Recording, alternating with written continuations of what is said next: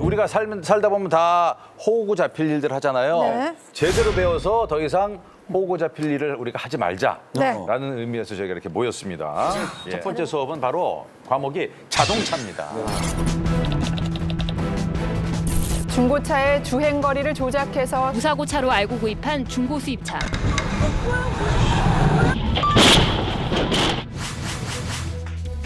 차량 피해가 큰 것처럼 꾸며 수리비를 부풀린 것입니다. 수업 시작하겠습니다. 제1강 자동차 구매 영역입니다. 자, 요즘에 특히 코로나 때문에 중고차 시장이 어마어마했어요. 어제도 뭐 뉴스에 보니까 올해 400만 대가 네. 거래가 됐다고 하는데 뭐 폭발적이라는. 그만큼 수요가 정말 많고요. 예, 지금도 계속 팔리고 있는. 중고차 사시는 분들 왜 우리가 뭐 녹색이라고 많이 표현하잖아요. 네이땡 거기 들어가서 중고차 검색하시잖아요. 네, 저 많이 해요. 중고차라고 검색하셔서 나오는 상위 링크 전부 다 허위입니다.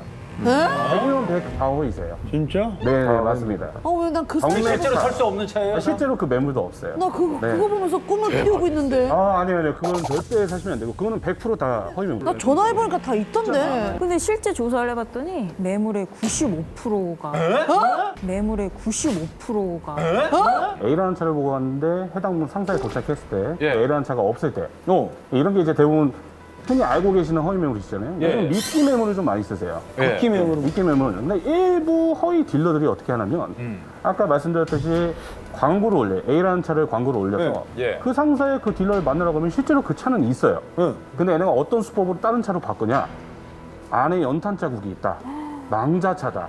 네. 아니면은 뭐 침수차다. 혹여나 뭐 이런 경우도 있습니다. 손님이 오셨는데 약간 동생 같아요. 예. 근데 저보다 동생 같으면은 물론 저는 그러진 않습니다. 약간 회유를 시켜요.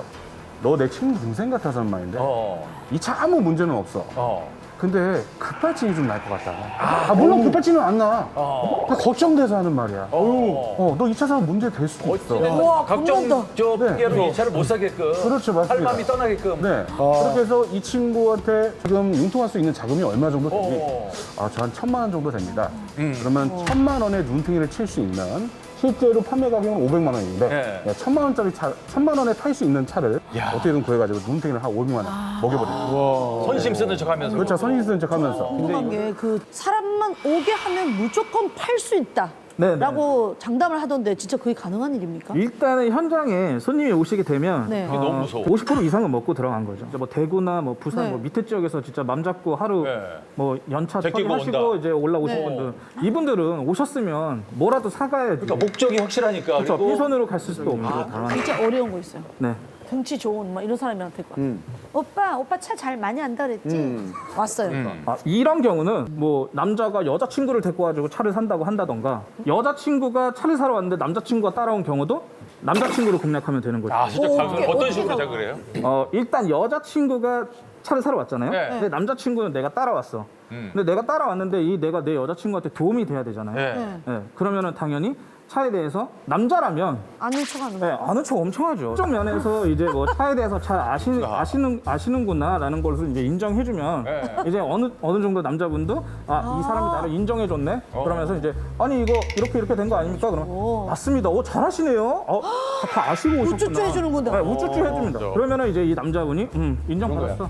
여보, 이 차 괜찮은 것 같은데. 이 사람 네, 괜찮은 이런 것 식으로. 같은데 이렇게. 그렇죠. 이 차 괜찮은 것 같은데.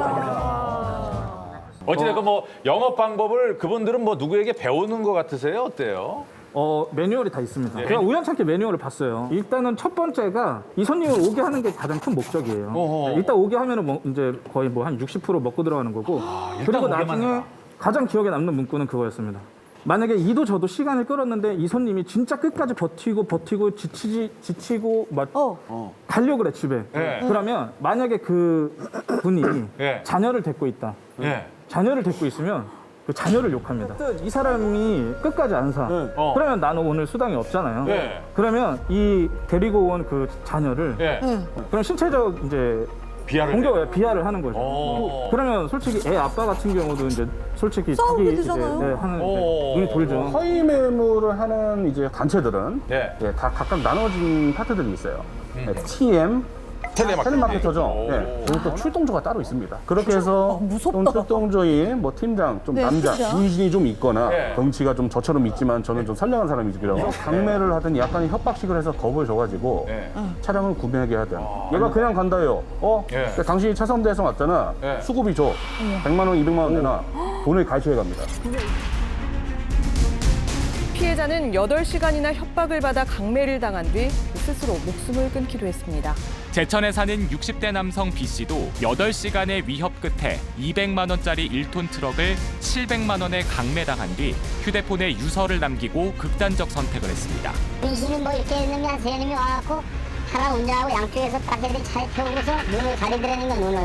요새 그렇게 나왔으니까 친구가 제 허위 딜러예요. 사실은 아까 여기서 얘기하는 그 나쁜 사람인데 네.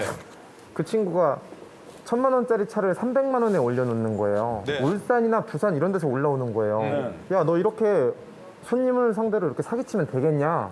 라고 했더니 1,000만 원짜리를 300만 원에 올려놨는데 그 300만 원을 보고 오는 X들이 더 나쁜 X들 아니냐?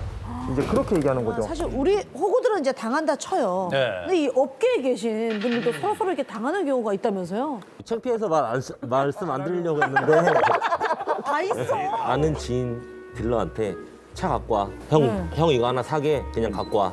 너 믿고 살게. 정비하는 직원이 와서 저한테 얘기를 하는 거예요. 사장님, 네. 사장님 차 비싼 차인데 에어백이 없어요.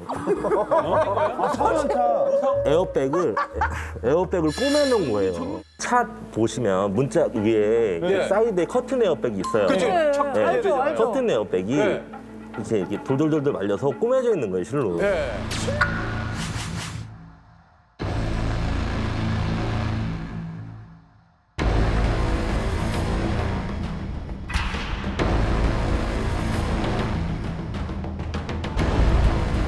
범죄 행위 아닙니까? 범죄 행위죠, 이거. 이게 에어백하고 안전벨트는 생명하고 직결된 장치이기 때문에 법적으로 손을 못 대게 돼 있어요. 그래서 뭐 에어백을 다시 뭐 꿰매서 넣는다거나 이런 거는 명백한 범죄 행위입니다. 저도 일전에 한번 이게 성능 기록부라고 하거든요. 다 아시다시피 뭐 사고 이력이나 주행거리나 이런 걸 이제 인정해주는 어떻게 보면 증명서잖아요. 그렇죠.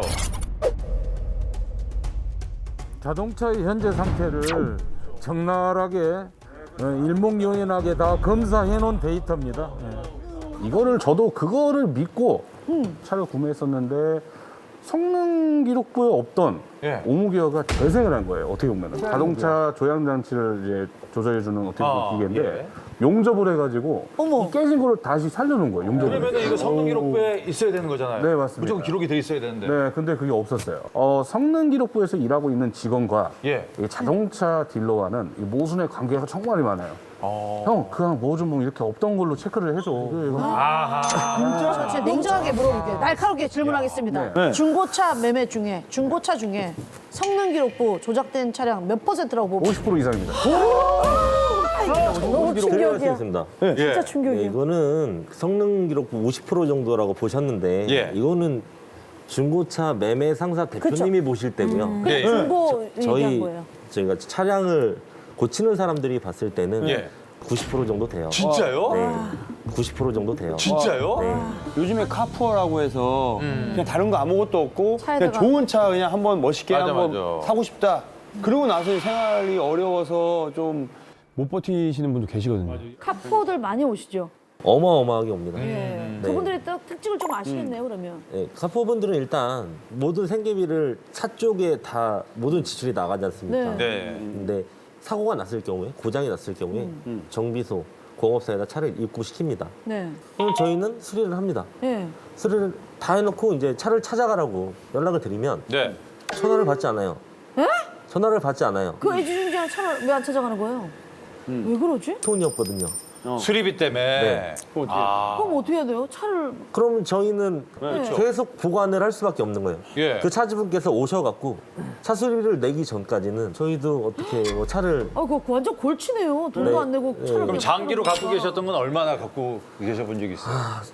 2년 정도도 갖고 있었던 거예요. 네. 아니 이건 이해가 안 되네. 그래서 나중에 찾아갔어요? 안 찾아갔습니다. 아직도 있습니다. 아직도 있습니다.